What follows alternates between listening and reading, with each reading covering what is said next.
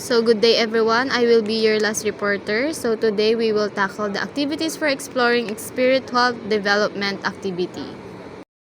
Introduction. In this presentation, we will talk about different activities that help us understand spiritual development. This activity guides us to think about ourselves, our values, and what gives us peace. By doing them, we become more aware of our inner life and how we can grow as a person. Metaphors of spiritual life activity. This activity helps students understand spirituality through symbols or metaphors. It can encourage reflection on how spiritual life can be compared to objects, journeys, or natural elements. It builds self-awareness and deeper meaning-making. So means, ang spiritual life, yung activity na ito ay ginagamit natin ang mga bagay or image para i-describe ang spiritual life natin.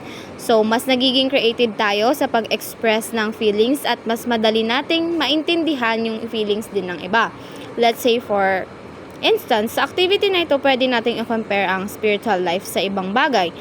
Like, masasabi ko na ang spiritual life ko ay parang ilog.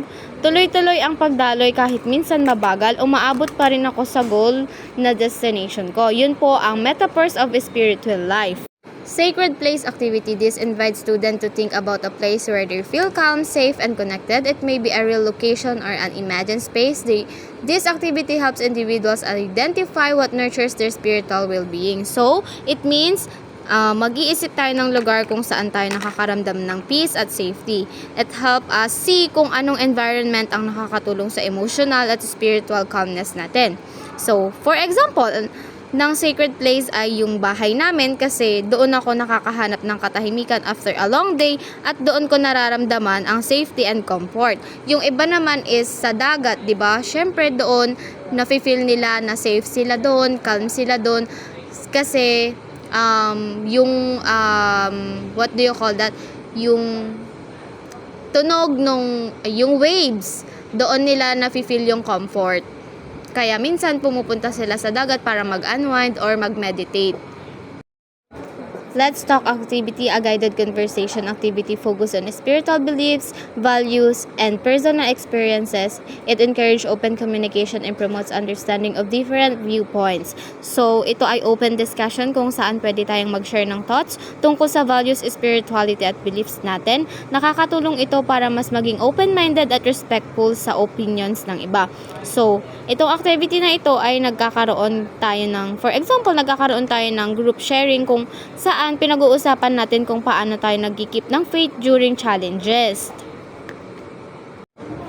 Nurturing your own spirituality activity. This activity encourages identifying habits or practices that strengthen personal spirituality, such as prayer, meditation, journaling, or community involvement. It helps develop daily practices that supports inner growth. So, here naman, itong activity na ito ay tungkol sa paghahanap ng mga gawain na nagpapalakas sa spirituality mo or spirituality natin.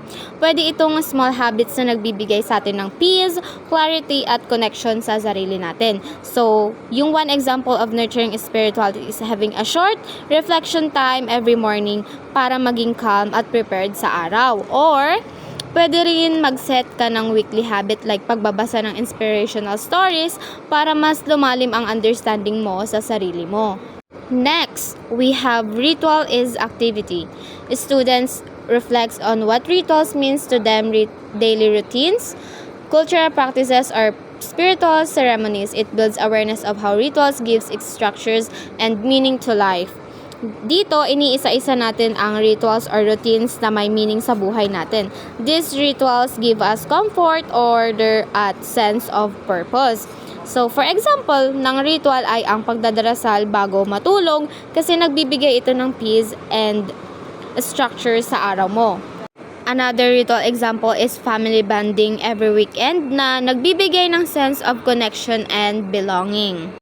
I Will Live Forever and Ever, a reflective activity about legacy and how one's action, values, and influences continue even after life. It helps us think about purpose, meaning, and long-term impact. So here, ang activity na ito ay tungkol sa legacy, kung ano ang maiiwan natin sa mundo. Iniisip natin paano tayo matatandaan ng ibang tao dahil sa values at actions natin. Example nito ay yung idea na mabubuhay tayo sa memory ng ibang tao through the good deeds we do. For example, kapag tumulong ka sa kaibigan, maaalala nila iyon kahit lumipas ang panahon. Another example is leaving a legacy through values like pagiging respectful and kind na pwede nilang tularan. Conclusion, overall, these activities shows that spiritual development is important for our personal growth. They help us reflect, find meaning, and understand what truly matters to us. By practicing this, we can improve our well-being and live with purpose. That would be all, and thank you for listening.